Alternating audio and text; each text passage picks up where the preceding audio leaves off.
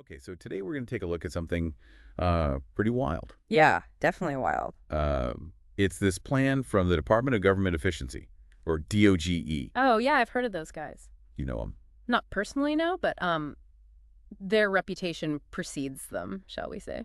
So this plan of theirs, it involves overhauling the entire computer system Mm-hmm. at the Social Security Administration. The SSA, wow. That's right, the SSA.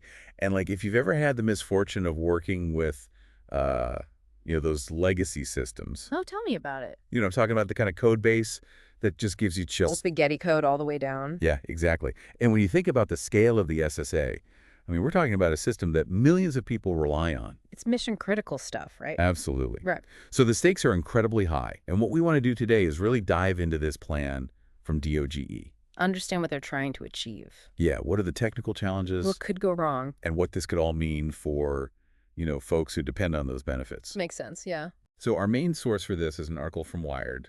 They go into a lot of detail about DOGE's intentions. And what the experts are saying. Yeah, exactly. Yeah. So let's start with the basics. What are we actually dealing with here in terms of the SSA's current systems?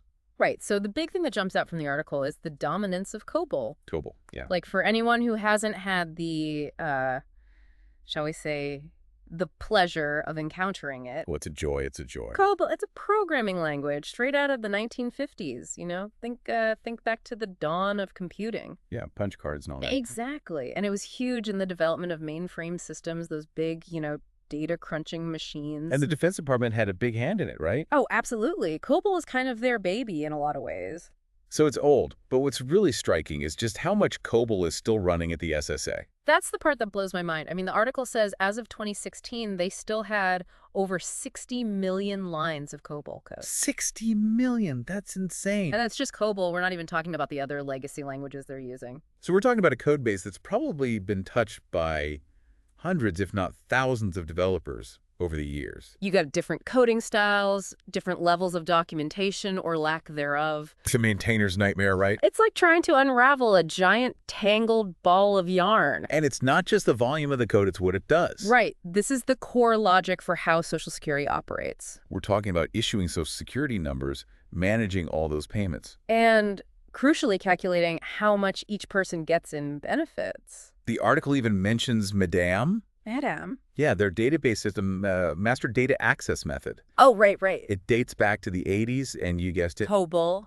COBOL and Assembler. Assembler, like the even lower level language. Yeah, the one that talks directly to the hardware. So you're telling me that the core of the SSA systems is running on software from the 80s that hasn't been substantially updated? That's what the article suggests. And, it's like one source in the article says it's held together with baling wire and duct tape. Yeah. Another one compares it to a house of cards, or like a Jenga tower. So one wrong move and the whole thing could come crashing down. It's a pretty precarious situation, and this is the context for DOGE's plan. Their grand plan to swoop in and fix it all. Yeah, so what exactly are they proposing to do? Okay, so they want to rip and replace the entire system. Get rid of all the COBOL and move to something modern like Java. All within a few months. A few months. That's their timeline for a system this massive and this complex. It's a pretty aggressive timeline, wouldn't you say? It's incredibly ambitious. I mean, even for a much smaller system, that would be a huge undertaking. And we're talking about the backbone of Social Security here. So the big question is, why the rush? Right. What's driving this need for speed? The article sheds some light on that. It seems like the project is being spearheaded by someone named Steve, who's described as being very close to Elon Musk. Ah, so DOGE is involved. It seems that way. And another key factor seems to be DOGE's belief that there's rampant fraud within the SSA. They cite Elon Musk's claims about 150-year-olds getting benefits. Right, which is a classic example of misunderstanding how these older systems work. Yeah, the article points out that it's likely a quirk of how COBOL handles dates. Because in the early days, COBOL didn't have built-in date types, so they often used a reference point like May 20th, 1875. So any date is calculated relative to that point. And if you're not careful, it can create these weird anomalies, like someone appearing to be 150 years old. It's a technical issue, not evidence of fraud, It's like the Y2K problem all over again. but specific to COBOL's date handling. Right, so it seems like DOGE is misinterpreting a technical quirk as a sign of systemic fraud. And this is fueling their sense of urgency. They're seeing ghosts in the machine, basically. The article also talks about this Are You Alive project. where they're calling up beneficiaries to verify their identity. Yeah, it's part of their fraud detection efforts. And they've got some younger engineers from the SSA involved, like Luke Ferreter and Ethan Chautran. Who were originally focused on improving online access to benefits. Now they're caught up in this fraud hunt. And DOGE is actually in court trying to get even more access to the SSA's systems to expand this project. It's a pretty aggressive approach. Yeah, it feels very top-down and driven by this belief in widespread fraud that might not even be real. So we've got this picture of a very complex legacy system and a very determined DOGE. Now let's talk about the technical challenges of actually pulling this off. Right, like from a developer's perspective, what are the red flags? Well, the first one is just the sheer scale of the task. We're talking about translating millions of lines of COBOL into Java. And it's not a simple one-to-one conversion. COBOL is a procedural language. It's all about step-by-step instructions. Java is object-oriented. It's a completely different paradigm. So you're not just changing the syntax, you're restructuring the entire logic of the system. You're essentially rewriting the rulebook for how Social Security works. And that brings us to the next challenge: testing. You have to make absolutely sure that the new Java system does exactly what the old COBOL system did. Every single calculation, every edge case has to be accounted for. And even with systems that have been running for decades, Yeah. it's incredibly difficult to identify all those edge cases. And they're trying to do this in a few months. It's an almost impossible task. And the consequences of getting it wrong are huge.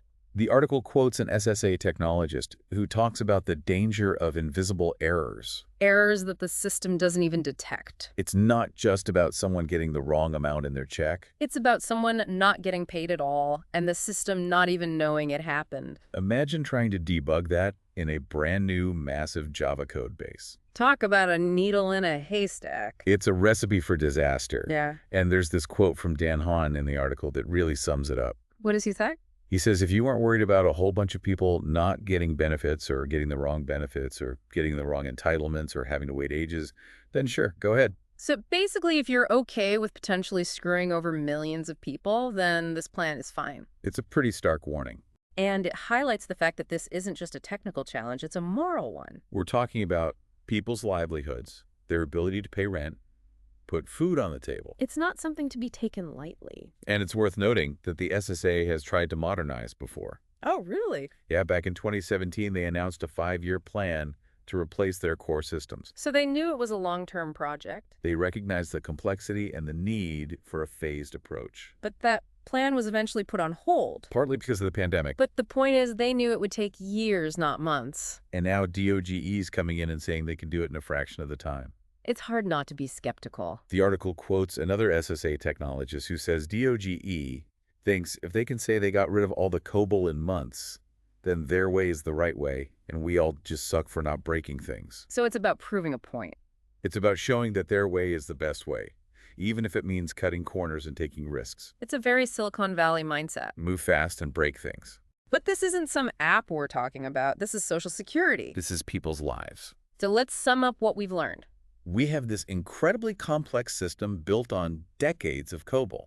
Supporting millions of beneficiaries. DOGE comes in with a belief in widespread fraud, which might not even be real. And a desire to make a big splash. They want to rewrite everything in Java in just a few months. Which faces huge technical challenges. And could have disastrous consequences if it goes wrong. So the big question is the risk worth it? Is the potential reward of modernization worth the potential cost of failure? And for you listening, especially if you're a developer, think about this. What principles of software engineering are being thrown out the window here? What are the best practices for handling a project of this scale and complexity? And how often do those best practices get ignored when there's pressure to deliver fast results? It's a question of ethics as much as it is of technology. Because ultimately we're talking about the well-being of millions of people. And that's something we should all be concerned about. Absolutely food for thought for sure.